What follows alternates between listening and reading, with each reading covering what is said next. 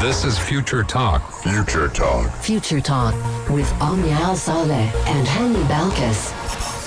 Good afternoon, everyone, and happy Monday. I hope you're all having a blessed and a very productive afternoon, and you're ready to share the latest or ready to listen to what is the latest that is happening in the tech world in the UAE and around the world. It is a sunny day right here in the heart of Sharjah and a sunny day right here in the Pulse 95 studios. Yes, indeed, 100%. It is very sunny in Sharjah and very sunny, well, not in the studios, but my eyes are very sensitive today, and I'm wearing sunglasses indoors. Sensitive to the light. Yes, I don't know what's going on, but you know what is also very sensitive, ladies and gentlemen? Twitter, because they have suffered a partial outrage in making users unable to send DMs. This is actually I think the fourth outage that Twitter has suffered from in less than about 4 weeks, let's say a month, and they just had an outage on Saturday. So to have another one happen yesterday as well, what's going on Twitter? But we're also going to be talking about something good that is happening for all Android users and people who use Google phones, because Google's Nearby Share will soon be available for group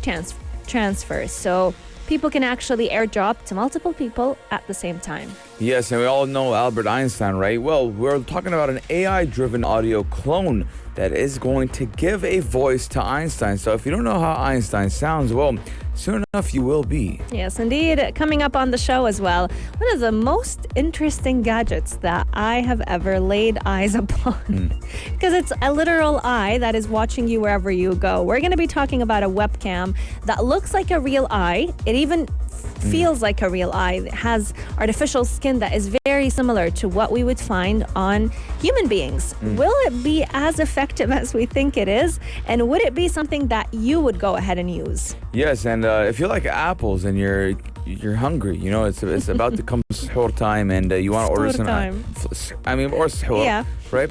And you're saying, hey, listen, I want some apples, right? You go on to Talabat or whatever, Zomato, I don't know, Deliveroo, and you order some apples, right? And the guy comes and he gives you the bag, you open it and you find an iPhone, an Apple iPhone. I'd be so happy. Like, how do you like them apples? Lots and lots is in store right here on the show, so make sure you keep Pulse 95 locked, and we'll be right back. Daily digital news. Bits and bytes connect our world. Now, during that song, you kept hearing the word came here for love, but someone was not coming for love on Twitter because Twitter has been suffering a partial outage and making users unable to send DMs. Now, Twitter did go down in the US, and the microblogging platform did say it was working on a fix to have an issue, because I think it doesn't have an issue with its servers. Now, Twitter users, especially those on the East Coast of the US, did have problems with page loading and were unable to send tweets and even direct messages. Now, tweets may not be loading for some of you. We're working on fixing a problem, and you'll be back on the timeline soon. And that was with a tweet from Twitter on Twitter, believe it or not. I mean, how can I see the tweet if Twitter is down for me? Well, lots of people have actually been complaining that this is not the first time Twitter has gone through an outage this month. Alone this month, I think this is the fourth outage that Twitter has gone through, and the latest one of it all being yesterday, and then earlier on Saturday at about 4:05 a.m. people were complaining that they can't tweet. Whenever they try to refresh, it tells them that it's unable to refresh, and Twitter's team did acknowledge this outage. They tried fixing it on Saturday. It was fixed for a bit, and then it went out again on Sunday. And a website that tends to monitor different application outages, which is known as Down Detector, was showing a massive spike in problems when it comes to using the social media platform. Nearly 40,000 users were suffering from issues loading, or even, just like you mentioned, Hani, sending out DMs. Yes, indeed. Now, Twitter is a very important part of a lot of people's lives. Why? Yes. Because Twitter is used to gather information. A lot of people use Twitter to know what's happening, the latest news, the latest updates, whether it's football, politics, sports, whatever it is. Twitter is the place. Now, when someone says, oh, something's happening in the world, let me check Instagram. No one says that. Oh, something's happening in the world, let me check Facebook. Also, no one says that. Oh, something's happening in the world, let me go and check Twitter. A lot of people say that. A lot of people do have the updates. And I mean, it is a fact because ex-U.S. President Donald Trump was always on Twitter to give people the news and to give people and update them. And Twitter was a very big, played a very big role in the presidential election of 2020. But this just goes to show that when Twitter is down, it is a problem. And again, I don't know why they keep getting down. I mean, they keep saying it's a server issue, or maybe they're having an external attack, but they don't want to say it. That's a good speculation. And it's crazy, going back to the point that you mentioned, how whenever something goes wrong, you immediately go for Twitter. Back in the day, people used to check news outlets. And now it's like, if the news outlet isn't on the social media platform, it's not on Twitter, then we're just not going to find out, It's sad how people trust social media platforms more than they trust news outlets, let's say, unless the news outlet that they're checking is on the platform itself, which is, again, part of the reason why we're constantly right here in the UAE. Governments are calling for us to constantly check only official accounts and take the word from them, because it's so easy for misinformation to spread on social media platforms, and social media platforms can let us down at times as well. Yes, me personally, if there's any news happening in the UAE, especially Sharjah, I will go and check Sharjah News first. I'll see what's happening, what Sharjah News does have to say, as it is an official news outlet for Sharjah. And they're available on Twitter. Yeah, available on Twitter, Instagram, and why not? If there's anything happening in Sharjah major, Sharjah News will cover it, and that's why that is my go-to news outlet. If I do need to get news from Sharjah, if I need to get news about the whole UAE, I do have my other outlets, for example, WAM, and WAM is available also on Twitter. True. Sharjah News is available on Twitter. So we're looking at Twitter being a different medium, or a different kind of a passageway for different types of news when it does come to just in general, if you want to kind of give out information to anyone who needs it. Absolutely. Let us know, where do you get your trusted information? Do you go to news outlets? Do you go to news outlets on Twitter, Instagram, Facebook? Which social media platform is your favorite? Coming up on the show, we're going to be talking all about Google. Also very soon supporting Nearby Share for group transfers. Daily digital news. Bits and bytes connect our world. On a day-to-day basis, we tend to rely on AirDrop for iPhone users and Nearby Share for Android users. It is the usual that people tend to reuse over and over again whenever they want to share files, whether they were photos, music, you name it. It's very easy to use as long as someone is within your Bluetooth range. So what Google has decided to do is a little bit of an upgrade to what Apple has for iPhone users, because there are many speculations that Google's Nearby Share will soon support group transfers for Android users. And I must say, for the first time, I'm impressed by Android. Yes, they do want to share multiple files to multiple people at once.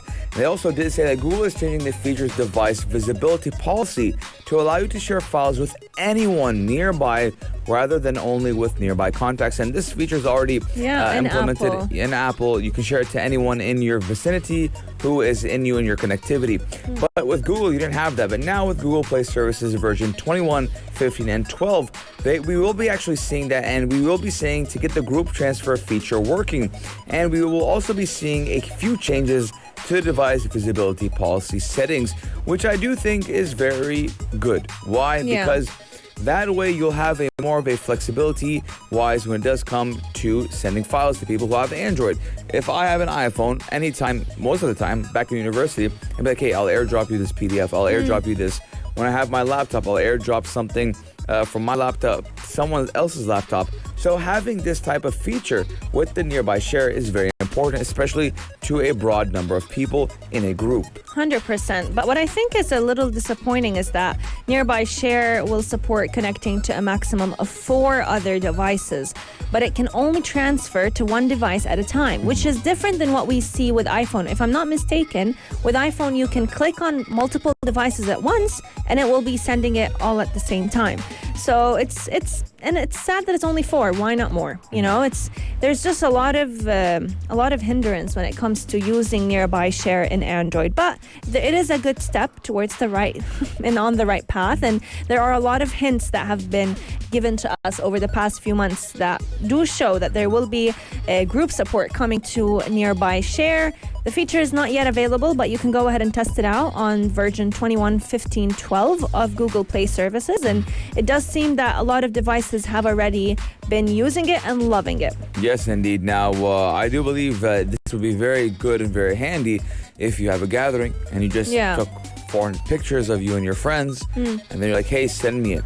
I'm like, bro, I don't want to send you, like, I'm not going to send you and then I'm going to send him. I got to select all 400 times.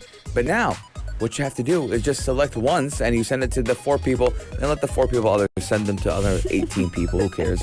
But let us know your guys' thoughts. 4215 do a select or on Instagram at Pulse95 Radio. Have you been waiting for a nearby share feature, the Google nearby share feature? And I want to know if you're an Android or Apple user. That's a great question. Let's see who wins on Future Talk. Who has more Apple phones or iPhones versus who has more Android phones. Coming up on the show, we still have lots to share with you. We're going to be talking about soon enough, we can have Einstein's voice become a part of many advertisements, videos, you name it, using deepfake technology.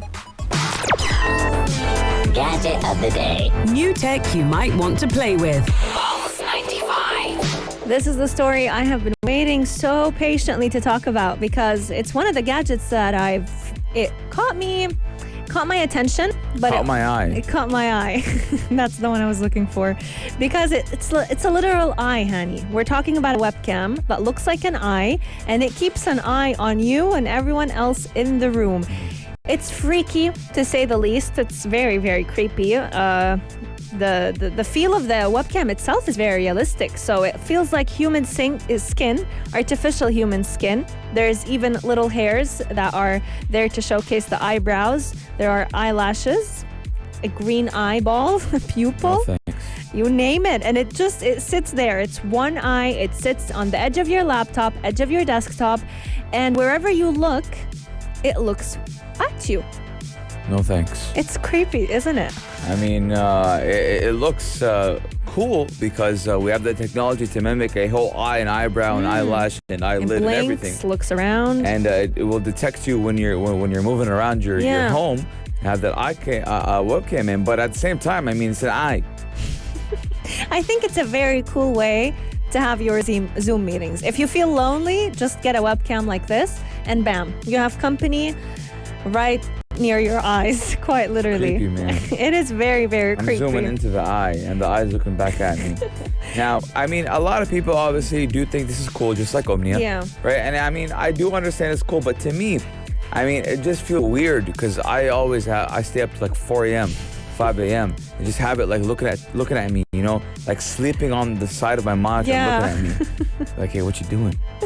What you watching? Looking at you wherever you go. And it's so realistic, the way it functions and even the way it looks, but it's also there for a reason. So many digital eyes and ears are on us right now, whether we're looking at it physically, like this webcam, or even figuratively. Surveillance cameras are watching us wherever we go, and one researcher have decided to make it seem that way. So he wanted to reflect how much eyes are on us nowadays with this webcam. So researcher Mark Taser actually created a device which he gave synthetic flesh and a moving eyeball, completed with brows and lashes, and he called it the Eyecam. Very creative.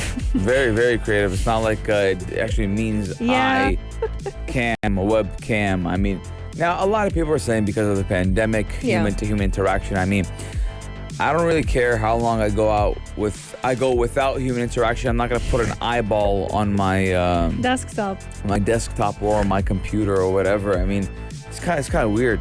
It's weird, but it has a lot of aspects and features that I think are pretty cool. So just like a normal webcam, it can actually help you.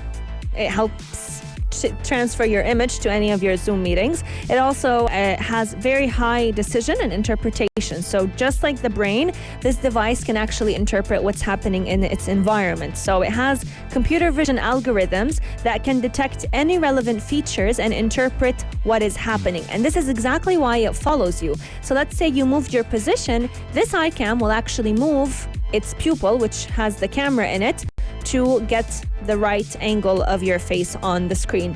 It's also very interesting because it gives us a chance to reflect and to think of how far technology has come to this day, but also how we're being watched wherever we are. Just because you don't necessarily pay attention that there's a webcam in the elevator or a webcam in the room doesn't mean that there isn't one. Yeah, I mean, 100%. Yeah, I do agree with it. I just it's just the design that it's creepy. I creeps agree. me out. Let us know your thoughts. 4215, do a slide to our Instagram, @Pulse95 Radio. You probably haven't seen the Eyecam yet, but based off of the description that Omni and I gave you. And head to our Instagram, Pulse95 Radio, to check it out. Yeah, based on that and the description, would you get your hands on an Eyecam? Our text lines are open. We're going to be taking a short break, but when we come back, we're talking all about apples, but not the actual apple. Apples. Check this out. Check this out. All 95. Honey, when I saw this story, immediately I thought of a random fact that I came across on Instagram. And it was all about the fact that the first ever Apple iPhone, the first ever patent for the iPhone, not the real iPhone, was actually an apple. It was a literal apple. It was back in December 10, 1985. And it was an apple that that opened like a flip phone, which is, it's quite cool because you wouldn't think that, an apple would actually turn into an Apple iPhone.